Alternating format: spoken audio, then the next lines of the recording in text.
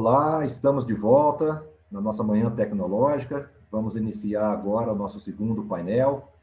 Já estamos aqui com os nossos painelistas, os nossos convidados. Diferente do primeiro painel, que a gente olhou pelo âmbito da experiência internacional, agora nós vamos dar uma olhada nos principais projetos de modernização da logística no cenário nacional, que são conduzidos aí pelos ministérios, o Port Community System, que é parceria com o governo inglês. Então, para começar nosso debate aqui, a nossa apresentação, eu vou chamar o meu amigo Tiago Barbosa, da CSEX, que vai falar aí sobre como é que esses projetos todos estão convivendo, se interagindo.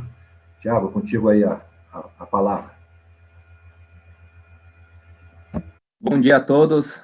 Obrigado, Angelina. Obrigado aí pelo convite da Aptra, Brasil Export, todo mundo. Prazer. Uma boa manhã. Angelino, aqui eu sou o Tiago Barbosa. Para quem não me conhece, sou o Tiago Barbosa. Eu sou gerente do programa Portal Único de Comércio Exterior pela CSEX. O programa Portal Único, Syscomex, é um projeto cogerido entre Receita Federal e Secretaria de Comércio Exterior, meu colega aí, Alexandre Zambrano, representando a Receita Federal. E como que a CSEX tem trabalhado nesse ambiente de facilitação de comércio, que vem sendo a principal agenda aí do governo nos últimos 3, 4 anos em relação à desburocratização do comércio exterior. Agora, para o novo processo de importação, né, com o Portal Único, lembrando que o Portal Único, o sistema é só a pontinha do iceberg. Os principais pontos do Portal Único, do programa Portal Único, são a reforma dos processos, né, o redesenho dos processos e as revisões das normas. E o que é? O sistema ele só vem para automatizar, ele é uma ferramenta que reflete esses processos mais eficientes, removendo os gargalos, e as normas que dão a legalidade para esses novos procedimentos. Simplesmente automatizar a burocracia e ineficiência, ou como você mesmo gosta muito de falar, entre aspas, a burrice, não faz sentido, né? Aí a gente deixava o Syscomex antigo, que não daria, está dando muito trabalho, então não faz sentido a gente só querer reconstruir sistemas.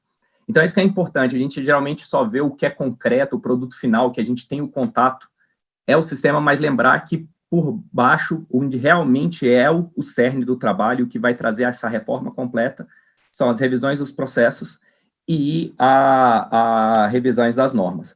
Então, a primeira questão é a reforma dos procedimentos administrativos da importação, aonde, pelo lado dos anuentes, vou deixar depois aí o Zambrano falando pelo lado aduaneiro, é a questão do levantamento de todas as exigências de licenciamento de importação que existem hoje, revisão desses licenciamentos e dessas exigências para reduzi-los em praticamente, a gente espera que seja em 80%.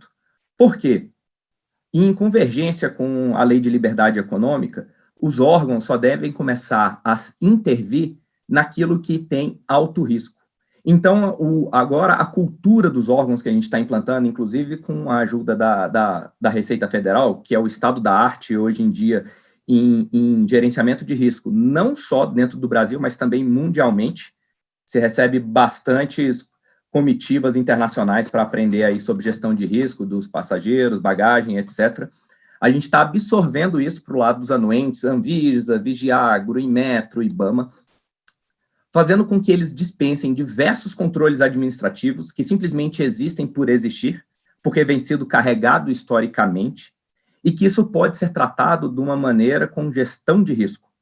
Então, essa revisão dos licenciamentos e das exigências administrativas, com base, com foco em gestão de risco, faz a gente trazer 3 tipos de presença do Estado de uma maneira muito mais inteligente e efetiva. Dispensa de controles quando tem baixo risco, fiscalização pós-desembaraço, quando algo é de médio risco e eu posso controlar depois essa mercadoria dentro do mercado interno, e as operações que apresentam um certo grau de risco, você usar um licenciamento abrangente para mais de uma operação. Ao invés do importador necessidade de licenciamento de importação, operação a operação, Ele vai conseguir uma licença que tem validade por 1 ano, 3 anos, que seja, e aquilo vai ter o controle administrativo, diminuindo a burocracia e a energia gasta tanto pelo lado do Estado quanto pelo lado do setor privado, é trazer a facilitação. O Estado também perde muito com isso. Com isso a gente vai liberar, com as aposentadorias chegando, redução de efetivo, a gente tem que criar controles inteligentes e focar essa energia desses servidores em fazer trabalhos de gestão de risco e de relatórios gerenciais, procurando as anomalias e não fazendo trabalho de cara crachá, que são as LIs hoje em dia. Então, com a implantação do Portal Único, né, do Siscomex, o Portal Único de Comércio Exterior, vem-se com todo esse redesenho do novo processo de importação, que é a do INPE, o LPSO, que é a licença, permissões, certificados e outros. Então, essa adoção de parâmetros de riscos não aduaneiros, com o fim de agilizar a liberação das mercadorias e automatizar os licenciamentos. Então, o primeiro ponto é esse que eu queria trazer do que é o foco da facilitação de comércio dentro da SESEX, são as reformas dos procedimentos administrativos de importação, que vai ser refletido dentro do uso da ferramenta Portal Único. Segundo ponto é a consolidação do ambiente digital do comércio exterior. Primeiramente, está aqui para dar um oi aí para o Dantona, que é o líder aí do projeto do PCS, e é um projeto, a implantação das comunidades portuárias, sob a gestão do setor privado, né, com um projeto em relação ao Prosperity Fund, a integração do Porto Sem Papel, do PSP, com o Portal Único, com vistas da construção de uma interface governamental única para o comércio exterior. Hoje, a agência marítima, vários operadores logísticos internacionais, eles vão interagir com o Brasil, ainda tem que interagir com 2 janelas únicas. Então, não é única, né? Se tem 2, não é única. Então, qual é o objetivo? Essa aproximação, integração do Porto Sem Papel com o Portal Único, a integração do Porto Sem Papel com o Portal Único com o PCS, com o Port Community System, aí que o Dantona daqui a pouco vai dar um pouco mais da explicação, a adoção de padrões internacionais de documentos eletrônicos. Como a gente pode ver, o EFITO, que é um trabalho que já está sendo feito, que tem um projeto piloto já Brasil e Estados Unidos, com o Ministério da Agricultura, que é o certificado fitossanitário eletrônico, tanto na exportação quanto na importação de produtos de origem vegetal. O eCert, que é o certificado sanitário internacional, nos casos de produtos de origem animal, como exportações de carne, importação de carne também, fazendo aí um projeto junto com o Vidiagro. O EAWB, né, que a gente chama no jargão, mas na verdade é o cargo XML da IATA, que está vindo aí com o CCT aéreo, que é o módulo que a gente está desenvolvendo e estará agora em treinamento do Portal Único a partir aqui de dezembro agora, acho que é 17 de dezembro a data que a gente vai liberar. O eCITES, que é a conversão do certificado da conversão CITES para um eletrônico da questão da proteção de fauna e flora, né, dentre outros. Então, a gente tem que adotar padrões internacionais, junto com as integrações dessas janelas únicas, a janela única marítima, que a gente pode ler na recomendação 37 da UNCEFACT, sobre Single Submission Portal, é uma recomendação que eu recomendo, uma documentação importante de se ler, que se fala de bastante de todos esses sistemas e plataformas de governo que começaram a se organizar, e agora a gente começa a chegar no nível de diferentes plataformas de janela única necessitam se tornar uma janela única nacional. Hoje a gente tem a janela única regulatória, que é o Portal Único, a janela única marítima, que é o Porto Sem Papel. Elas se juntam. A janela única portuária, que é uma necessidade privada das comunidades portuárias, se juntar também. E aí a gente começa a chegar num terceiro nível dessa onda de integração, que é a cooperação regional para interoperabilidade entre as janelas únicas. Que aí a gente começa a integração entre as janelas únicas do Mercosul, por exemplo, entre os países do Mercosul, Mercosul-ALAD e assim sucessivamente. E o terceiro ponto, obviamente, aí que também é um aspecto que surgiu dentro da Receita Federal, que a gente está tomando como aprendizado, é a questão dos operadores econômicos autorizados. A gente está ampliando e implantando os acordos de reconhecimento mútuo, a gente, quando eu digo governo, mas no ponto aí da Receita, mas o objetivo mesmo, onde a SESEX trabalha como gestão, estando ali próximo, é a ampliação do OEA integrado, com a parceria em órgãos chaves que ficam em fronteira, Vigiagro e Anvisa, para que isso diminua o percentual de fiscalização e inspeção física das mercadorias no ponto de entrada, aonde gera um aumento de custo e de gastos, porque quando uma mercadoria é parada para uma inspeção de embalagem de madeira e posteriormente é dado um canal de parametrização pela Receita, se você for pensar no marítimo ou que seja também em outros modais, essa movimentação dessa mercadoria para a área de inspeção é feita 1, 2 vezes, empilhamento, desempilhamento, porque nem os operadores logísticos, como os terminais e outros operadores portuários, têm uma informação prévia para saber se eu vou empilhar ou não, colocar numa área já segregada, onde vai facilitar e diminuir os custos. Então, tudo isso é ampliar o OEA integrado, trazendo uma normativa e um regimento que simplifique e a gente faça uma gestão de risco subjetiva em cima dos intervenientes de comércio exterior na visão dos órgãos anuentes e que isso, todas essas informações estejam num ambiente colaborativo, que é essa visão da janela única nacional, integrado Porto Sem Papel, Portal Único, PCS e qualquer outro tipo de plataforma privada. Então, é esse que é o foco aí da SESEX no trabalho da facilitação 2.0, aonde sempre a gente finaliza com uma ferramenta com alta tecnologia, com um pensamento do estado da arte da ponta, com barramentos e etc., mas sempre temos que preocupar em fazer o dever de casa antes, revisão do processo e revisão das normas. Senão, a gente simplesmente automatiza a burocracia. É isso, Angelina, essa aí é a parte da minha fala inicial para poder abrir e agradecer novamente. E a gente vai podendo aí bater o papo. Aí agora eu venho a partir das suas perguntas, a gente quiser esclarecendo, podendo ir complementando cada uma fala dos próximos aí. Dá um olá aí para a Mariana também, do Minfra, para o Zambrano. Até mais, pessoal. Obrigado. Fica aí, Thiago, que daqui a pouco a gente volta contigo aí. Você falou algumas coisas aí que são música para o ouvido da atividade do setor produtivo, do setor privado, né? Redução intensa de burocracia, a intervenção do Estado apenas naqueles casos onde o risco é elevado, né? Intervenção mínima do Estado. Aqui no Brasil, infelizmente, nós temos uma cultura de que todo mundo vai fazer alguma coisa errada, então a gente desenvolve um monte de coisa para controlar a pessoa antes que ele faça o que ele pensa em fazer, né? E aí a gente burocratiza, encarece e trava, e a facilitação do comércio é o inverso disso, né? E aí a gente tem agora essa visão da liberdade econômica, da intervenção mínima, do controle mínimo do Estado. Isso é muito importante para que o país realmente vire aí uma nação de primeiro mundo, competitiva no cenário internacional aí. Eu vou chamar agora o nosso amigo Alexandre Zambrano. Ele está com... não sei se ele resolveu o problema da conexão, ele está no exterior, né? Ele está no Rio Grande do Sul, então é difícil lá, mas ele vai falar de uma novidade que foi anunciada recentemente, que é um projeto BeConnect, que a gente acabou de ver no painel anterior a solução da IBM em cima do blockchain, né, que é o projeto TrendLens.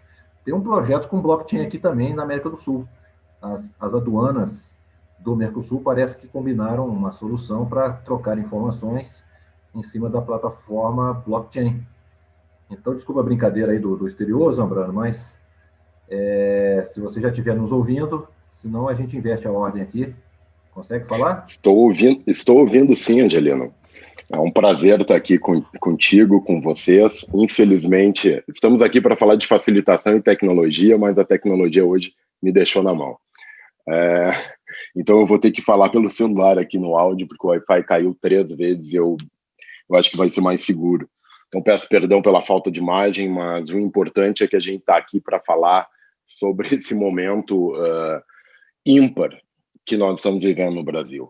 É um momento que entusiasma realmente. Eu não me canso de repetir isso, porque a cada semana a gente tem novidades e avanços e a gente começa a perceber os resultados de tudo que vem sendo construído há alguns anos e não vem sendo construído pelo Alexandre, pelo Thiago, pelo Angelino, pelo Marcelo, mas por todos e por dezenas e até centenas de pessoas que estão por trás disso, trabalhando diariamente, se dedicando para alcançar uma visão de futuro na nossa aduana que realmente nos coloque em condições de competir no âmbito do comércio internacional. Hoje nós somos a 9ª maior economia do mundo e estamos no posto de apenas a 27ª, o 27º país em termos de participação no comércio internacional. Pouquinho mais de 1%. Eu tenho certeza que nós temos qualidade suficiente nos nossos produtos, nas nossas empresas, para participar de uma parcela muito mais significativa do que isso em termos de comércio internacional. E o país está se preparando para isso. E as novidades não param de aparecer. E uma delas, como tu muito bem comentaste, Angelino, é esse acordo de reconhecimento mútuo assinado no âmbito do Mercosul. O acordo de reconhecimento mútuo do programa OEA, que não é só um programa brasileiro, mas é um programa internacional, mundial, que está avançando e que, no caso do Brasil, ele já alcançou um grau de maturidade no âmbito da aduana. E agora, como o Thiago comentou, nós estamos focados em expandir o OEA integrado para efetivamente alcançar os benefícios, entregar para o exportador, para o importador, os benefícios do programa de uma forma ainda mais contundente, ainda mais significativa. E o acordo de reconhecimento mútuo no âmbito do Mercosul, ele é o início de uma expansão internacional. O Thiago estava comentando sobre a facilitação, a cooperação dos órgãos públicos internamente, mas a gente está avançando nesse trabalho, mas a gente está avançando também olhando para os nossos parceiros regionais aqui, olhando muito mais além do que os nossos parceiros comerciais. No âmbito do Mercosul, o acordo de reconhecimento mútuo está assinado e vai se utilizar dessa tecnologia, dessa ferramenta que está pronta, chamada BeConnect. O BeConnect, ele é baseado na tecnologia blockchain. Uma vez que ele está acabado agora, ele se torna muito barato de expandir a utilização dele. E ele começa para dar suporte ao acordo de reconhecimento mútuo do Mercosul. De que maneira? Cada país tem o seu próprio banco de dados e, de uma forma extremamente segura e confiável, a gente compartilha a informação das empresas brasileiras que têm certificação OEA com as empresas do Uruguai, com as empresas da Argentina, e a gente tem isso gravado, e dessa forma a gente consegue começar a entregar benefício para uma operação que envolve OEA de outro país. E de que maneira que a gente consegue alcançar isso? Ok, a gente tem o BeConnect para compartilhar esse banco de dados, que pode ser utilizado para compartilhar qualquer outra informação, e aí eu já vou chegar nisso, né? Mas, ok, eu sei agora que o exportador argentino é a OEA. O que eu vou fazer com essa informação? Através do portal único, eu vou garantir esse benefício. Através do portal único, eu vou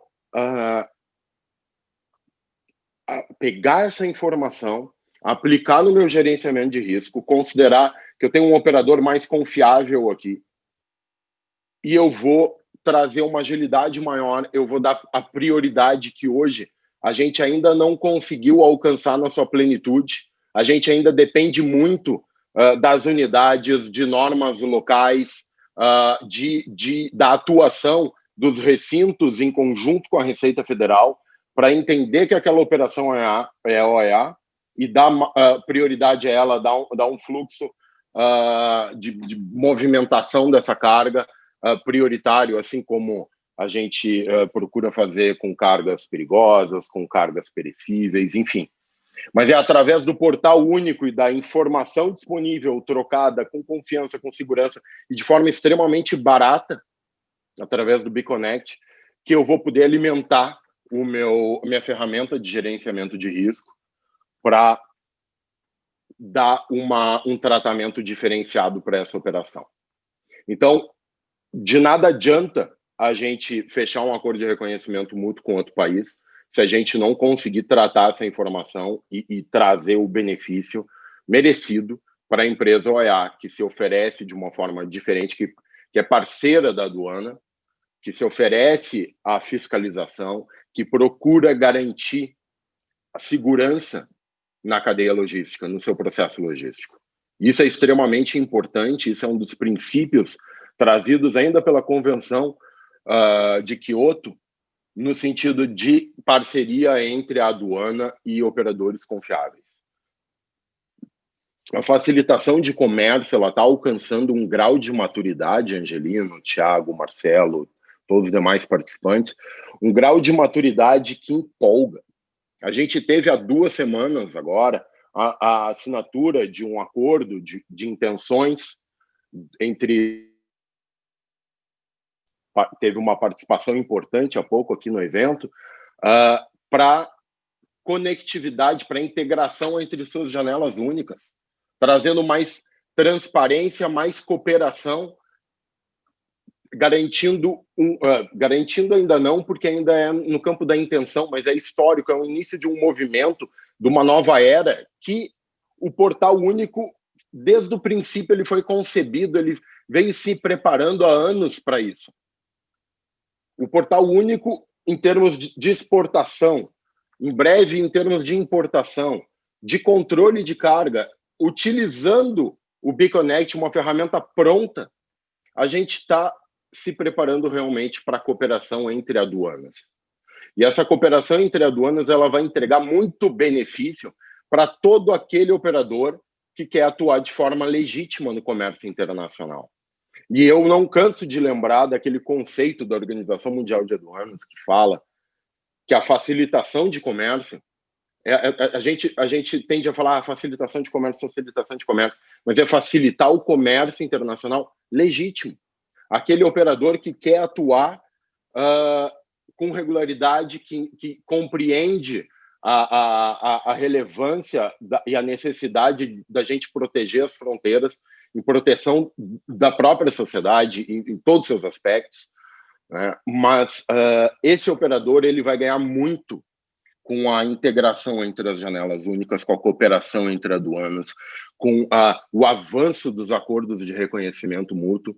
E se antes era algo difícil de se fazer, porque eu tinha informações, processos completamente desarmônicos e informações nada padronizadas, não se conversavam, o Portal Único ele vem sendo construído se baseando em padrões internacionais, no modelo de dados da OMA, num padrão internacional para manifestação da carga aérea, como o Thiago bem comentou, no cargo XML da IATA. Agora a gente está chegando no momento de começar a construção da nova manifestação aquaviária. O novo CCT aquaviário, eu não gosto de usar o CCT aquaviário porque dá a impressão de que é um novo sistema. Não é um novo sistema.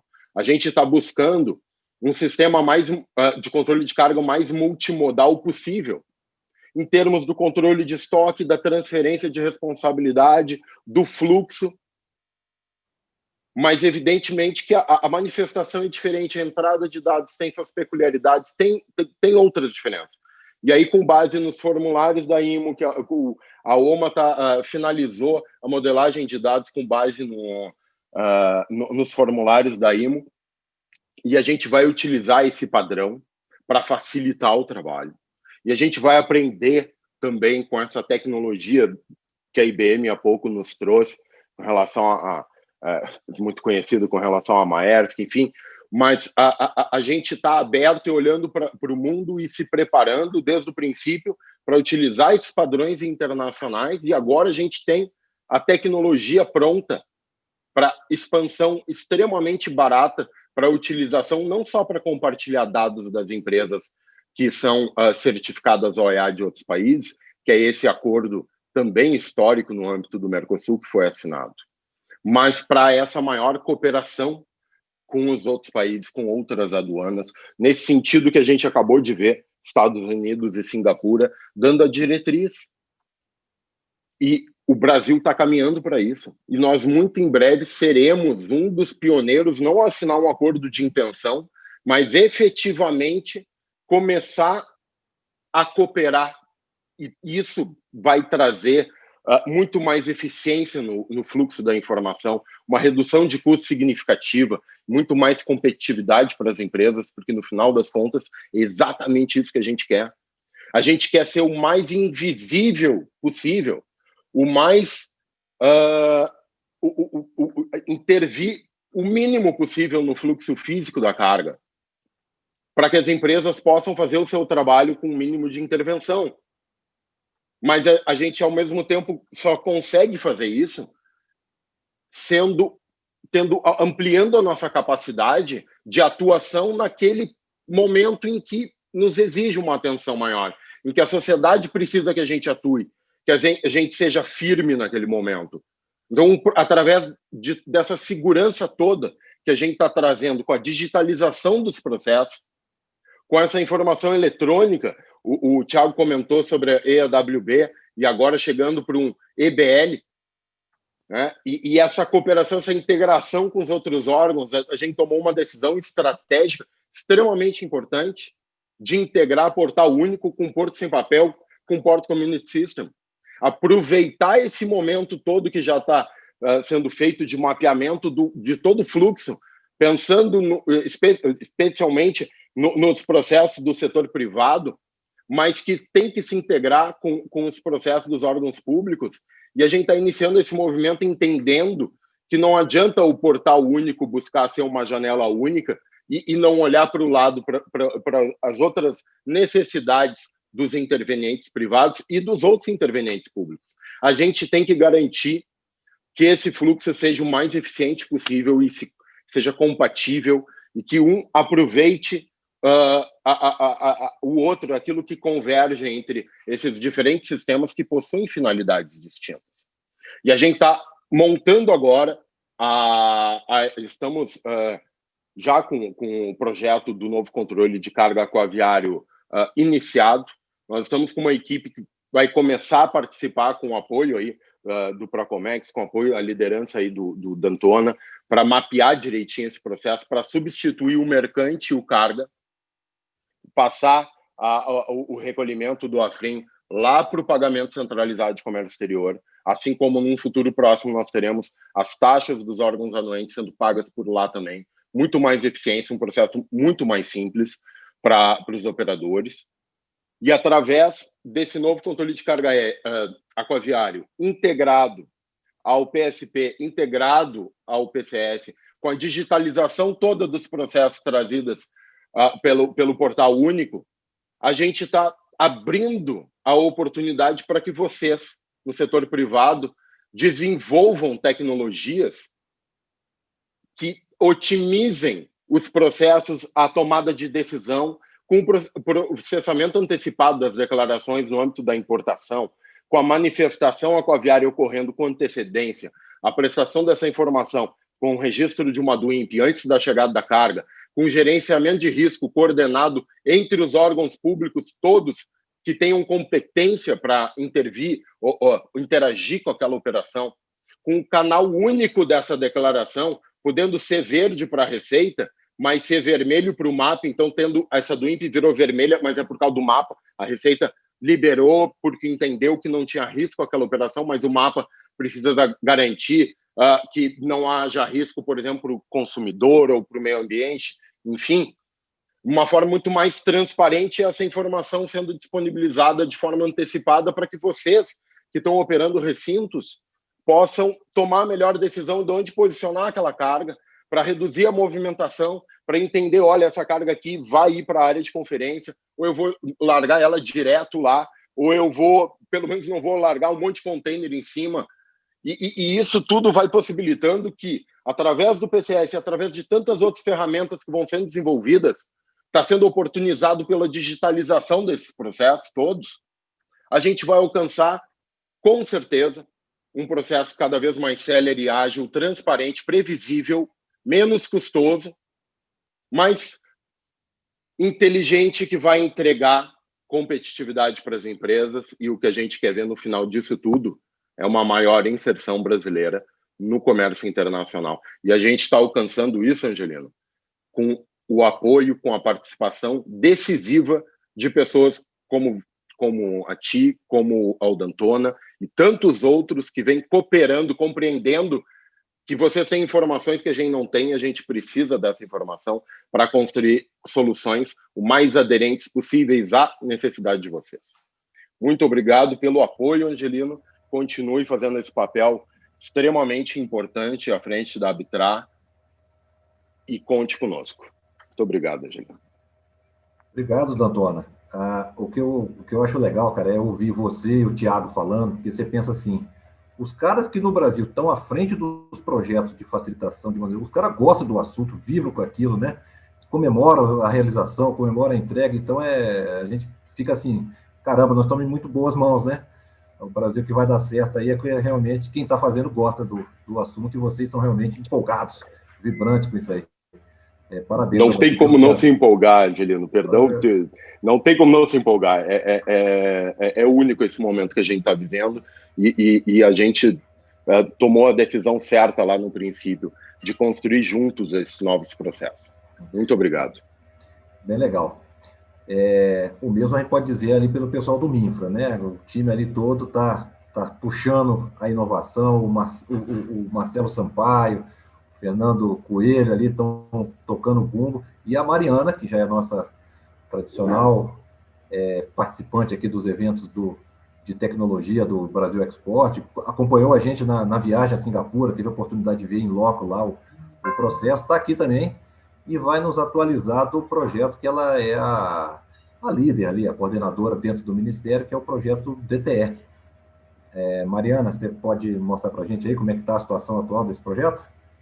Bom dia, Angelino, bom dia a todos, colegas aí também do painel, Marcelo, Thiago, Zambrano. Agradecer pelo convite de estar aqui mais uma vez falando sobre o DTE, e acho que a ideia hoje é dar um pouco de explicar para vocês como o projeto tem evoluído, né? Então, quais são as perspectivas aí para 2021. Mas antes de começar a falar um pouquinho do DTE, eu tenho que falar um pouco da fala aí do Thiago e do Zambrano, né? O Angelino sabe, eu participei lá do início do Porto Sem Papel, lá em 2012, então ver a integração do Porto Sem Papel no Portal Único de Comércio Exterior, numa janela única, era um objetivo grande aqui do Minfra, né? Trabalhar de forma conjunta, eu acho que é essencial, e eu acho que os ministérios cada vez mais têm atuado aí de forma conjunta, com essa visão aí de longo prazo. Também ver aí a implantação de Port Community Systems no Brasil, eu acho que é emblemático, né, Angelina? A gente já conhece essas iniciativas de longa data. Eu tive em 2011 a oportunidade de ir fazer um estágio em Valência, exatamente em Port Community System. Então, ver essas iniciativas vindo para o Brasil, eu acho que é uma mudança aí de paradigma, né? E aí também falar um pouquinho do que a gente tem ouvido do setor, né? A gente estava aqui conversando com o Ecoporto, com o ministro na sexta-feira, e ele já falando que a expectativa aí que é 80% aí do despacho seja feito sob águas, né, com a utilização do OEA. Então, é uma mudança aí de paradigma para o setor mesmo, né, então vai trazer uma digitalização, vai trazer uma facilitação grande, e isso tudo aí tem a ver com a redução do custo, né? Então, eu acho que a gente está evoluindo muito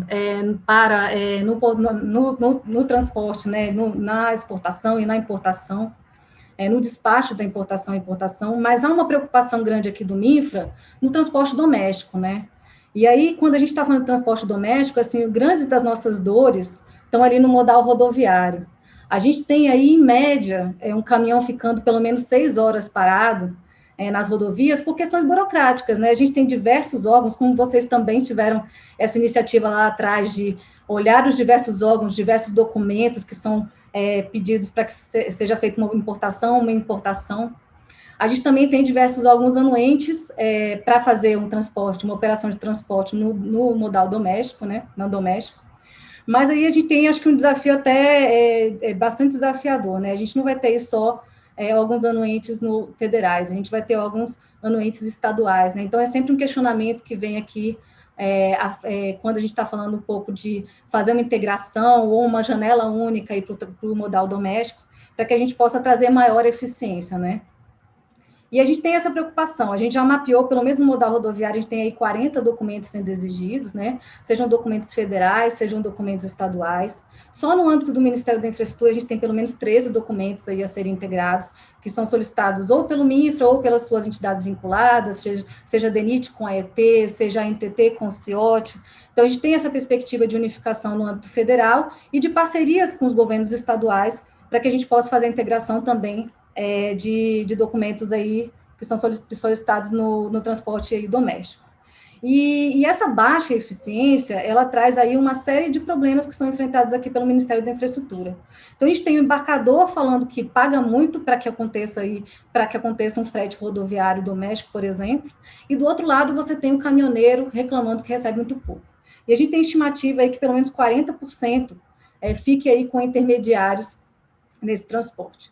Então, a gente está atuando exatamente para resolver essas dores, né? Então, a gente tem a expectativa de que com a implantação de uma integração de documentos, a implantação de uma plataforma unificada, que faça a emissão de um documento único, a disponibilização de informação, que vocês bem falaram, então, assim, os órgãos, os privados disponibilizando informação para que os órgãos públicos possam efetuar sua fiscalização de uma forma mais eficiente e expedita, a implantação de pesagem dinâmica, né? A gente tem aí uma quantidade imensa de pesagens acontecendo ainda com balanças estáticas, né, exigindo aí que você tenha a parada do caminhão na rodovia e aumentando ainda mais essa burocracia durante o percurso ali, principalmente do transporte rodoviário. Então, a gente tem uma burocracia documental, regulatória, que pode ser melhorada. E eu vejo o Thiago falando dessa preocupação da gente simplesmente não unificar documentos, né?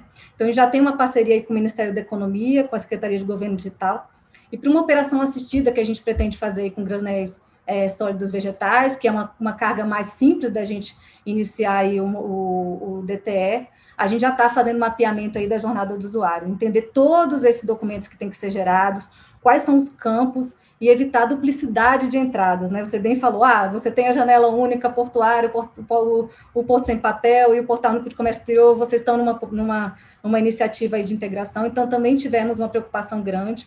Em agosto, setembro, tivemos diversas reuniões com o Confaz e temos a expectativa aí de já ter um convênio imediato para que a gente consiga ter, pelo menos, uma integração para evitar a duplicidade de informações e, no médio e longo prazo, conseguir aí uma efetiva integração por meio de uma janela única. Então, a questão que está por fundo é essa mesma, é desburocratizar, simplificar e reduzir custos, né? Então, a gente tem custos altos por essa ineficiência que acontece, e, ao mesmo tempo, aí, aumentar a segurança, né? Que é uma preocupação grande dos caminhoneiros. Participei aí do último fórum dos caminhoneiros, e a maior preocupação e a maior queixa em relação à segurança. Então, se você tem disponibilidade de informações de onde está indo, para onde está indo, qual vai ser o trecho que vai ser percorrido, que carga, você tem a possibilidade de disponibilizar essa informação para os órgãos de segurança também. E permitir aí uma fiscalização mais eficiente, né? Fiscalização mais eficiente que aconteça de forma digital. E, por outro lado, formalizar o pagamento do frete, que também é uma das dores muito grandes aqui dos nossos caminhoneiros. A gente ainda tem aí o uso de carta frete, apesar de ser proibido. Então, permitir que o DTE seja utilizado também como duplicato eletrônica para a liquidação do pagamento para o serviço aí de transporte remunerado de cargas, né? E houve a preocupação aí na regulamentação do DTE que está sendo construída, da gente envolver tanto o Ministério da Economia quanto o Banco Central, para que a gente construísse um texto que permitisse que esses pagamentos fossem feitos com as tecnologias mais modernas, né? Então, as instituições de pagamento que já são credenciadas pelo Bacen, mas também com os novos instrumentos que estão surgindo, como, por exemplo, o Pix, né? Então, há essa preocupação do Ministério da Infraestrutura de não recriar a roda, então, de trazer essas novas tecnologias aí para dentro do documento eletrônico de transportes. Então, já falei um pouquinho aqui da integração do Confaz, já falei um pouquinho das nossas expectativas em relação ao DTE, e eu acho que vale falar um pouco aqui sobre a estratégia de implantação. Então, a gente tem aí um PL que está no Congresso, do deputado Jerônimo Gergen, que é o PL 6093, e a gente está em tratativas com o Congresso para fazer um aprimoramento desse texto. Esse texto foi um texto que foi colocado como uma emenda na MP de Liberdade Econômica, naquela época não foi à frente, e desde então a gente evoluiu muito, como eu comentei. Então, a gente teve a oportunidade de conversar e fechar um texto com o Ministério da Economia, Banco Central, conversar com os setores, né, com o setor que tem as maiores dores aí que vão ser enfrentadas pelo DTE, para conseguir construir um texto que seja efetivo, né, para que a gente tenha uma efetiva integração. Além disso, a gente está trabalhando numa operação assistida, para os granéis sólidos vegetais, como eu comentei, então estamos trabalhando com o levantamento da jornada do usuário e parcerias aí com bancos para que a gente possa iniciar a geração do DTE, que vai ser privada e no mercado aberto, e um primeiro protótipo de emissão do DTE no âmbito do Ministério da Infraestrutura. E, além disso, aí, fazendo uma estruturação da concessão da emissão de DTE. Então, a expectativa é que essa plataforma centralizadora de emissão de DTEs, ela seja concedida ao setor privado, para que a gente tenha o menor custo de implantação disso. Então, você tem uma grande base de dados, né? E, além disso, a implantação de diversas leitoras ao longo das rodovias, principalmente no âmbito de fronteiras. Então, a expectativa é que a gente coloque isso ao mercado para que a gente tenha o melhor serviço sendo ofertado para o usuário e também o melhor custo de emissão de DTE sendo ofertado. A gente tem ouvido bastante, né, o setor, e o setor tem falado aí que só para geração de documentos, às vezes as empresas embarcadoras e transportadoras chegam a ter os 10% do seu faturamento aí comprometido.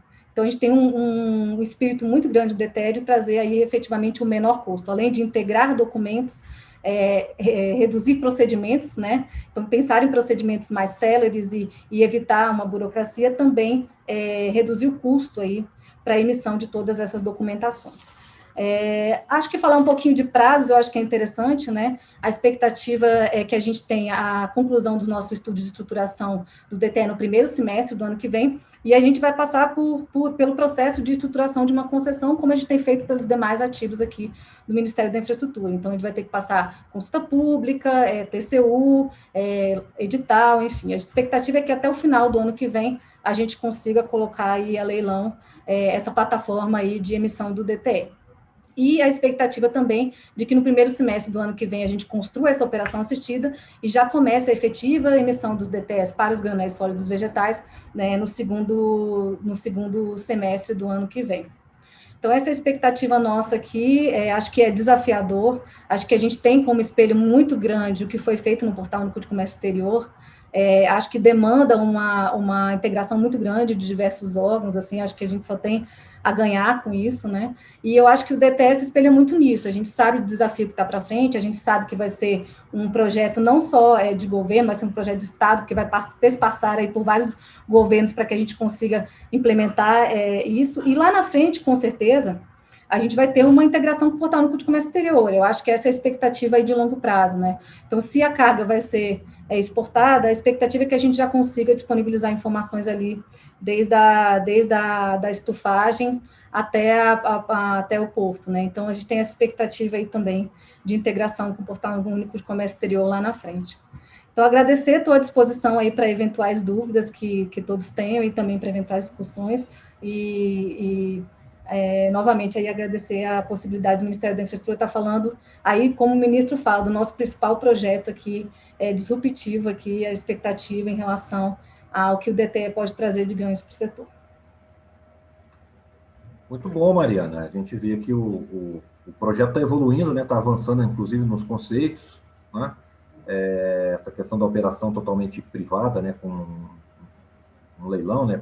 Também, para mim, foi novidade, não sabia que estava estruturado nessa linha, mas acaba sendo mais ágil, né? Fazer a operação privada do sistema. Vamos apostar e vamos apoiar aí o desenvolvimento, pode contar com a gente. Fica aí que daqui a pouquinho a gente faz aí algumas considerações a mais. Agora eu vou chamar o meu amigo Marcelo D'Antona, o verdadeiro D'Antona, que eu acho que eu chamei o Zambrano de D'Antona atrás aqui, vai nos atualizar. Tá rindo, né, Thiago? Me enganei aqui, cara. A idade, né? Assim... O time relay do X25 para mim, cara, aí eu... Não, pelo amor de Deus, vamos lá. Os lapsos de memória também são terríveis, vai ficando velho. Então, vamos lá. O D'Antona tá à frente aí do Palladium Group, que tem implementado aí com o apoio do Prosperity Funding do Reino Unido, os 4 projetos de Port Community System aqui. Tem mais uma iniciativa lá de Paranaguá com o Valença Port, mas isso aqui a gente tem se envolvido um pouco mais nas discussões. Eu convidei o D'Antona para dar uma atualizada para a gente, como é que está isso, está indo bem, tem boa perspectiva. Vamos lá, D'Antona, contigo.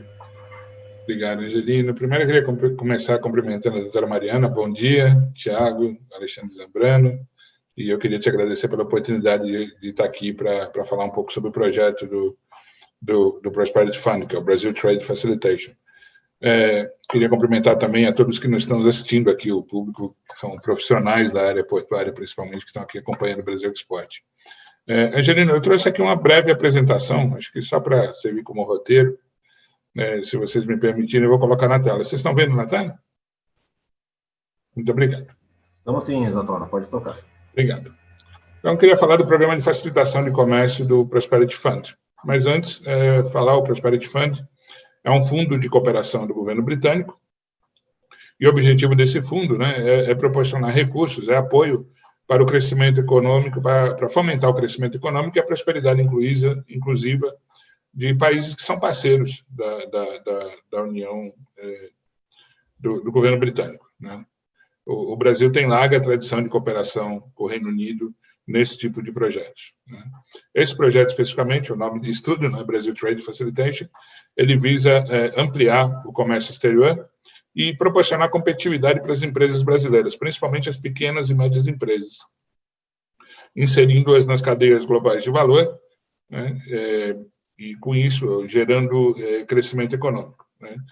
O outro componente do projeto, e tem tudo a ver com esse primeiro, né, na questão de facilitar o comércio internacional, é aumentar a eficiência dos nossos portos. A Palladium é uma empresa que já acumula larga experiência em implementar esse tipo de projetos de desenvolvimento econômico e social para vários governos do mundo, né? E nesse projeto, em particular, a gente está atuando em consórcio com a Aliança Procomex, a Universidade de São Paulo, a Hamburg Port Consulting e tantos outros, né, que foram contratados pelo governo britânico para a implementação desse projeto Brazil Trade Facilitation. O que o programa visa resolver, né? Qual é a questão que ele visa endereçar, né? Custos elevados do comércio internacional devido a processos burocráticos nos portos brasileiros, né? E o objetivo, né, efetivamente, é diminuir o tempo da passagem da carga pelos portos, reduzindo em um dia o trânsito da carga pela exportação e 2 dias no fluxo de importação. Eu trouxe aqui um fluxograma muito simplificado, né, que procura ilustrar quais são as etapas da passagem da carga pelo porto brasileiro no fluxo de importação. Então, tem aquela etapa em que o navio está chegando no porto e depende de uma série de autorizações de órgãos de governo, né, que tem interesse no controle da fronteira marítima. Então, aqui tem o controle da carga, tem o controle da embarcação, né, e além da coordenação entre todos os agentes privados ali que estão envolvidos, né, a própria autoridade portuária, o terminal portuário, praticagem, rebocadores, todo mundo que interage, né, para que o navio possa, de fato, atracar num berço, num porto brasileiro, né. Esse processo, ele tem hoje uma plataforma de suporte, né, que é o Porto Sem Papel. Depois tem uma segunda etapa em que a carga já descarregou no porto, né, mas ela depende da autorização de outras agências do governo para que ela possa entrar para o país, para ela possa ser liberada para consumo, para desembaraço, efetivamente, consumo daquela carga, né. É a etapa em que, principalmente, né, temos aí o suporte hoje do Portal Único de Comércio Exterior, né. E depois que a carga está desembaraçada, né, tem uma etapa final que é efetivamente entregar a carga. O dono da carga se coordenar com o terminal portuário, com o seu despachante aduaneiro, com a sua transportadora, né, recolher tributos estaduais e, finalmente, ir lá buscar a mercadoria, né. Na média, e aqui eu trago o exemplo concreto do Porto de Santos, são números de 2019, na média a gente gasta 12,4 dias para a carga passar pelo porto no fluxo de importação, né. Foi muito interessante ouvir as explanações do Tiago, do Alexandre e da doutora Mariana, né, em relação a quanto de esforço e recursos, né, o governo brasileiro, o Estado brasileiro está colocando em melhorar as plataformas de governo, né, que dão suporte ao controle dessas operações, né, de comércio internacional, né. O que a gente precisa falar um pouco, né, é que depois que o governo acaba o trabalho dele, né, ainda tem toda uma etapa que depende essencialmente do setor privado. E aqui é que a gente precisa criar as ferramentas também de aperfeiçoamento e melhoria de processos, né. Mas por que isso é importante, né? Bom, tem um estudo de referência em logística, né, que estipula que, conclui que tempo é dinheiro, efetivamente, né? Cada dia em trânsito da mercadoria equivale a um imposto, equivalente a um valor de um imposto adicional na carga, né, que chega a 2,3% do valor da mercadoria. não parece muito, mas quando você compara que, no mundo, a tarifa média de importação é de 2,59%, e no Brasil é 8,95%, né? Este projeto, o Brazil Trade Facilitation, ao propor reduzir em 1 dia o tempo de passagem da carga pelo porto, vai entregar o que seria a eliminação de uma barreira não tarifária, que é quase da mesma magnitude daquilo que o produto brasileiro paga de imposto de importação mundo afora, né? E o contrário, né? Aquilo que separa os produtos estrangeiros, né, de acessar o nosso mercado doméstico é o custo de logística, o custo do imposto de importação, né? Quando você tem reduções que o projeto vai entregar de 2 dias na importação, é como se você cortasse o imposto brasileiro pela metade. Então, sim, diminuir o tempo de passagem das cargas pelos portos brasileiros, né, tem um impacto muito grande na facilitação do comércio internacional. E é esse o objetivo, essencialmente, do programa.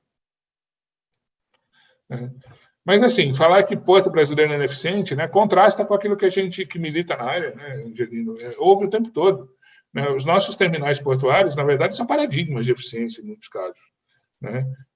Os nossos terminais de contêineros, os nossos terminais de exportação de açúcar, os nossos terminais de embarque de granel, não encontram hoje similares em termos de eficiência no mundo, né? Na maioria dos casos. Mas eu comparo um porto sempre com um shopping center, né? O porto, na verdade, a experiência de usar um porto depende do todo. Assim como no shopping center. Um consumidor vai ao shopping center e se o estacionamento é ruim, né? Se a escada rolante não está funcionando porque a manutenção não fez o trabalho dele, se o elevador está quebrado, o ar-condicionado não funciona, a experiência do usuário é ruim, né? Ainda que a loja seja super sofisticada, super moderna e tenha produtos de excelente qualidade. Mas o todo é que conta, né? O equivalente no porto, né, a experiência do usuário do porto, o porto não tem lá pessoas físicas, né, não tem consumidores, mas tem carga e navio transitando por lá. E tudo que a carga e o navio querem, né, é passar da forma mais rápida e menos impactante e mais confiável possível, né, pelo porto, né? O porto está inserido numa cadeia logística onde a fluidez e a previsibilidade, né, são extremamente relevantes, né? E eu digo isso porque, na verdade, esta é a opinião de quem usa o porto aqui no Brasil, né? A nossa Confederação Nacional das Indústrias fez um estudo em 2016, fez, na verdade, uma pesquisa, e a conclusão da pesquisa foi que o processo portuário no Brasil é afetado pela baixa qualidade de integração dos sistemas e falta de coordenação entre os agentes envolvidos. Isso foi lá em 2016. A gente ouviu aqui do Alexandre, do Tiago, da doutora Mariana, né, essa grande quantidade de iniciativas, né, que estão sendo feitas para integrar os sistemas de governo, né, um com o outro, eles entre si, mas e os privados, né? Portanto, né, para resolver esta questão de falta de integração de sistemas, principalmente entre privados, né, a proposta do programa Brazil Trade Facilitation é entregar aquilo que se chama de Port Community Systems. São plataformas de integração de sistemas, vastamente utilizado em portos mundo afora, e essas plataformas têm mais ou menos esta característica, né? Elas integram os sistemas usados pelos vários intervenientes privados, os terminais portuários, as empresas de transporte, as agências de governo, os sistemas de governo que estão aí representados, integra tudo isso numa camada, né, que a gente não vê, que é uma camada de roteamento das informações, um data hub, como se chama. Muitas vezes tem lá uma base de dados também, integrando as demais que existem, e entrega na outra ponta aplicações e funcionalidades que servem para otimizar os processos portuários, né? Tudo isso é muito conceitual, então eu trago aqui um exemplo prático, né? Assim, aquilo que a gente vê no nosso dia a dia, né? Uma aplicação de uma ferramenta de integração, né? Quando a gente vai no aeroporto e usa um quiosque daqueles lá para fazer o check-in, em qualquer companhia aérea que a gente esteja voando, né? Num quiosque desse daí, você pode acessar lá a companhia aérea em qual você for voar. Às vezes tem algumas dezenas de companhias aéreas envolvidas no mesmo aeroporto. Num quiosque desse, você faz lá a entrega da bagagem, o check-in da bagagem, o pagamento de adicionais que porventura tenha na passagem, e por aí vai, né? E você consegue fazer em minutos um processo que a alternativa de não usar essa integração é ir lá para a fila de check-in e gastar alguns bons minutos, ou se não, algumas horas, né? Por trás de um quiosque desse, tem lá uma ferramenta de integração acessando os sistemas de cada companhia aérea, estabelecendo um processo comum para o check-in dos passageiros. Então, isto, quando a gente vai e usa isso no aeroporto, na verdade, a gente está usando um Airport Community System, né? sem sequer se dar conta disso. Né?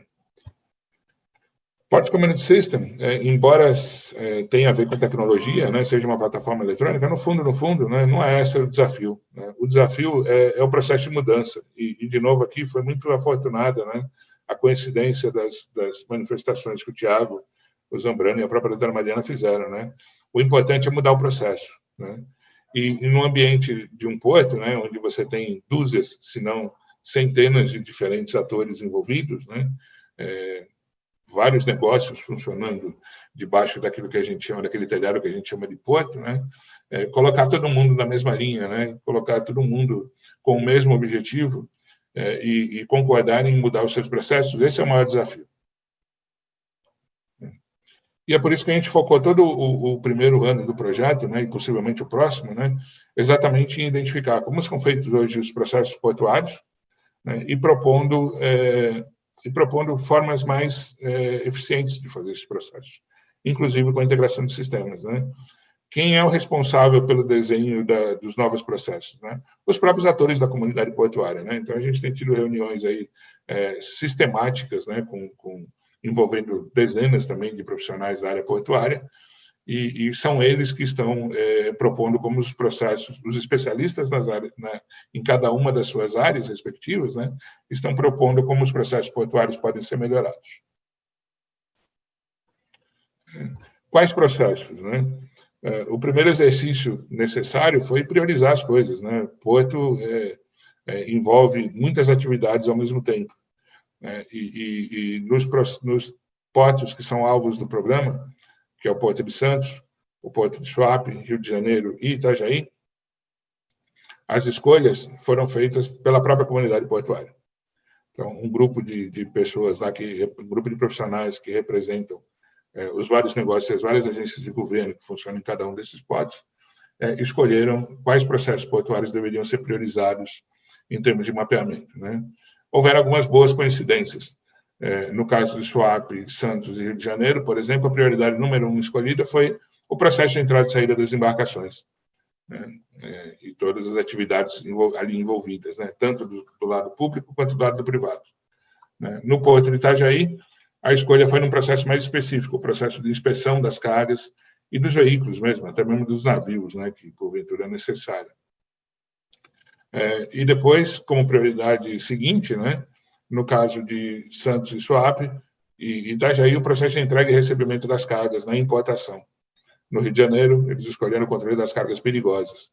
E depois, ainda durante esse ano, né, no caso de Suape e Santos, vai ser detalhado lá, vai ser mapeado como é feito hoje o processo de entrega e recebimento das cargas de exportação e o que pode ser feito para melhorá-los. E eu vou trazer aqui alguns exemplos mais práticos, né, que de fato está sendo feito. Né? Então, eu vou pegar o exemplo do Porto de Santos. No Porto de Santos foram 29 reuniões para mapeamento de processo, envolvendo entre 20 e 30 profissionais do setor portuário, e apenas no processo de entrada e saída das embarcações foram identificadas 345 atividades necessárias, né, entre o setor privado e o setor público, para que uma embarcação possa entrar no porto e atracar.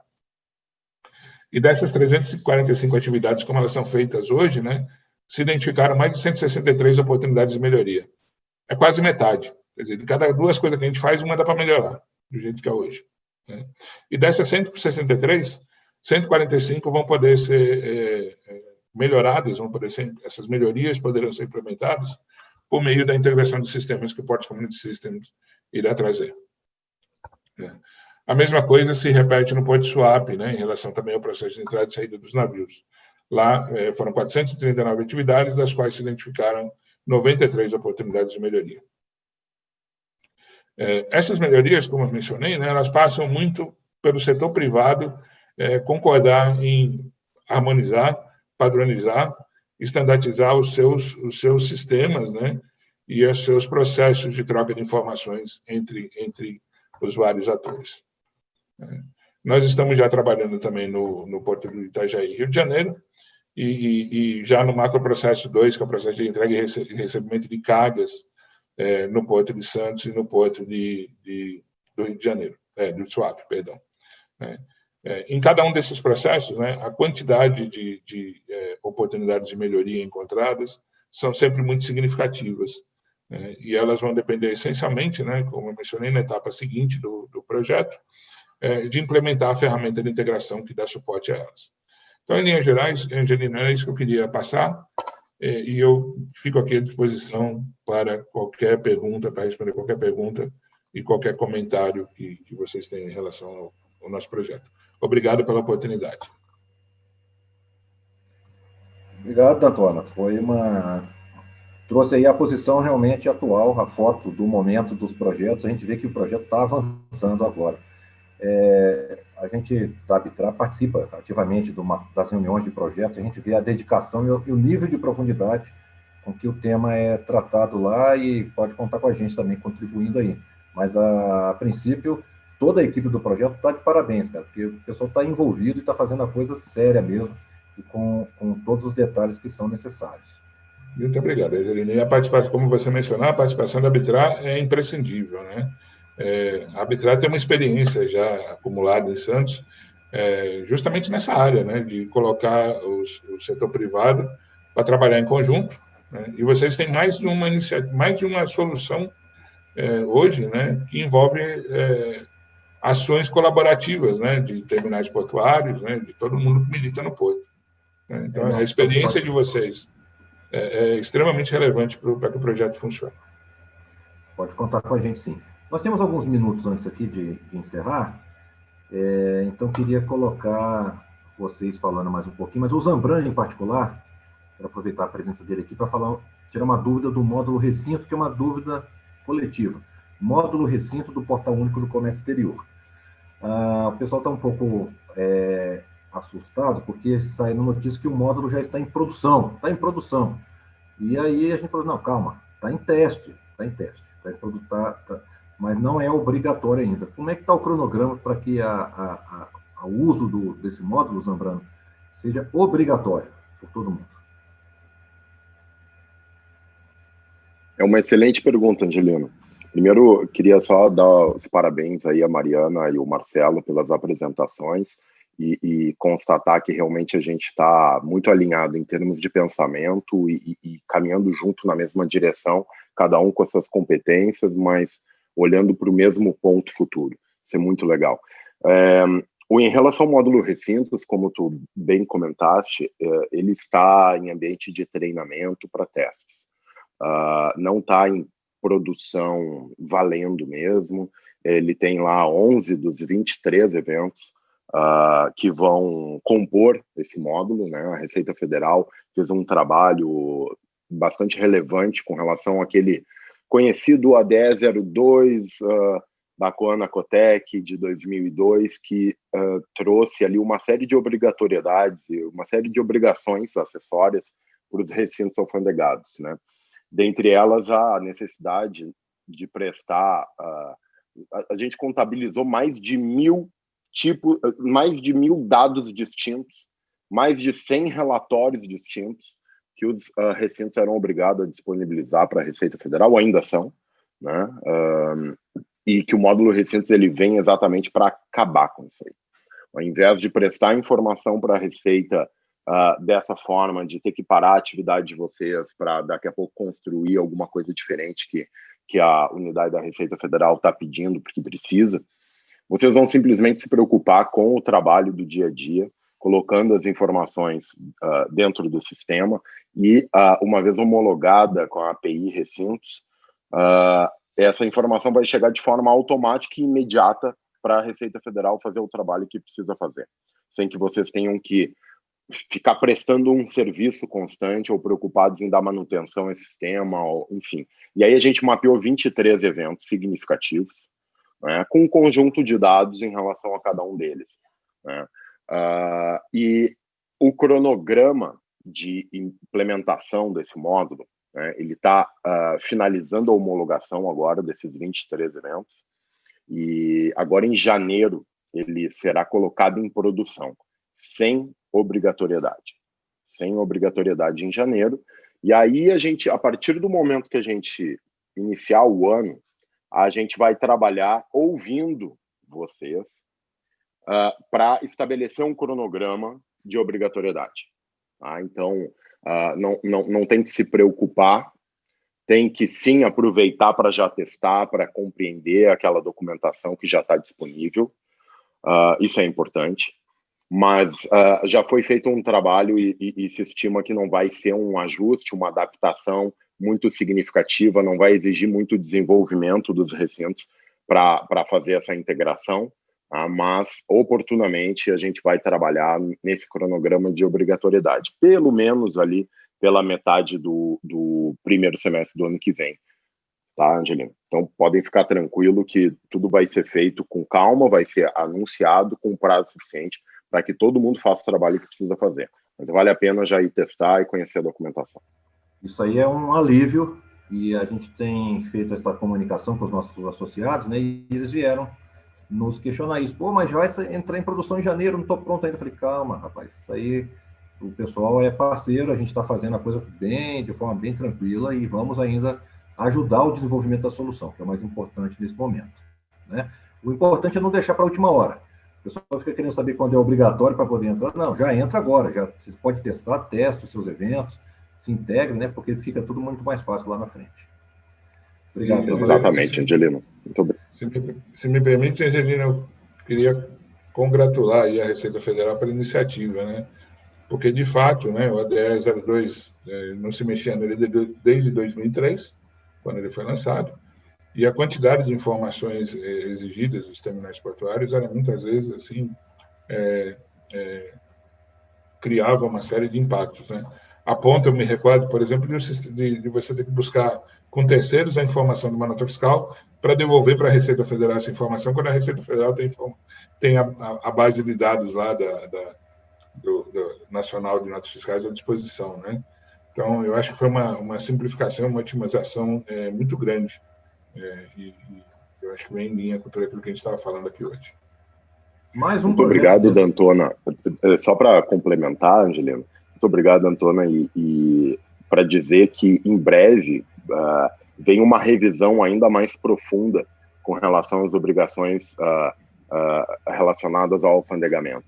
Então, não é apenas o módulo recintos, tem outros avanços importantes que com certeza vai tornar a atividade de vocês mais fácil, mais simples, vai retirar algumas obrigações.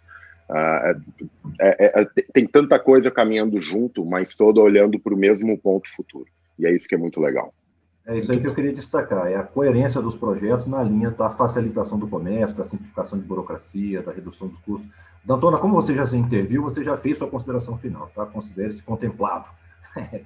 Mariana, alguma coisa a mais que você queira anunciar para a gente, que não tenha sido necessariamente exposto aí na sua apresentação, ou a consideração final? Fique à vontade. Angelino, novamente aí agradecer a oportunidade. Eu acho que o MIFRA também está de portas abertas aí para contribuições. Eu acho que é importante sempre estar ouvindo o setor, entendendo quais são as necessidades, quais as expectativas em relação ao projeto.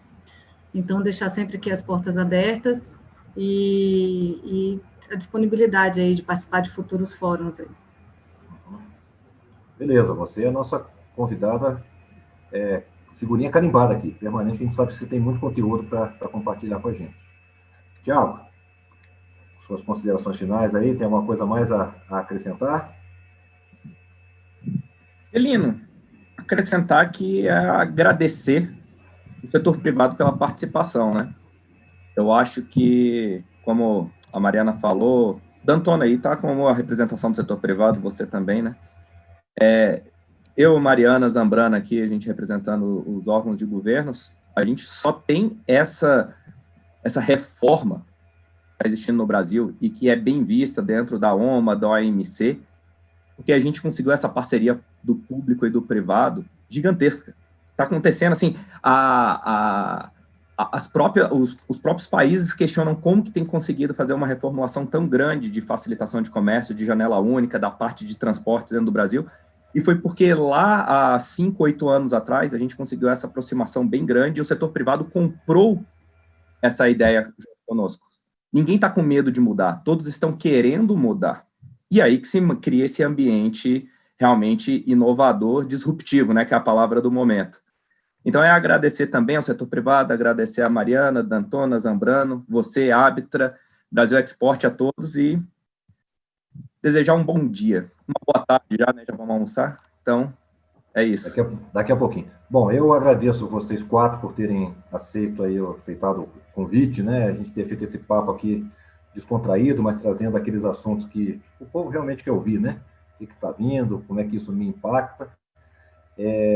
A gente está encerrando aqui a Manhã Tecnológica, que é uma preliminar do evento institucional do Brasil Export.